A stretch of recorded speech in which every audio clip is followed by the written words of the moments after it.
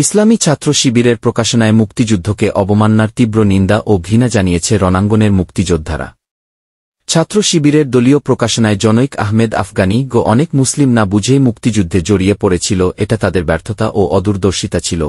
এই ধৃষ্টতাপূর্ণ বক্তব্য প্রমাণ করে মহান স্বাধীনতা যুদ্ধের পরাজিত শক্তি জামাত শিবির এখনও বাংলাদেশের স্বাধীনতা যুদ্ধকে মনে প্রাণে মেনে নিতে পারেনি।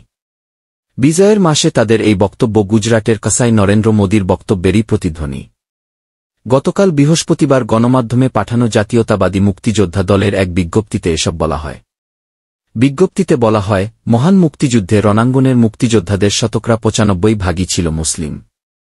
আমরা তৎকালীন পাকিস্তানি শাসক গোষ্ঠী, বাঙালি জনগোষ্ঠীর প্রতি চরম বৈষম্য, শোষণ, বঞ্চনা, মা-বোনের ইজ্জত সম্মান রক্ষা ও নিরস্ত্র মানুষকে নির্বিচারে গণহত্যার বিরুদ্ধে সবকিছু বুঝে শুনেই আমরা দেশ মাতৃকার মুক্তির লক্ষ্যে সর্ব্যাজ আত্মত্যাগের ব্রত নিয়েই মুক্তিযুদ্ধে অংশগ্রহণ করেছিলাম।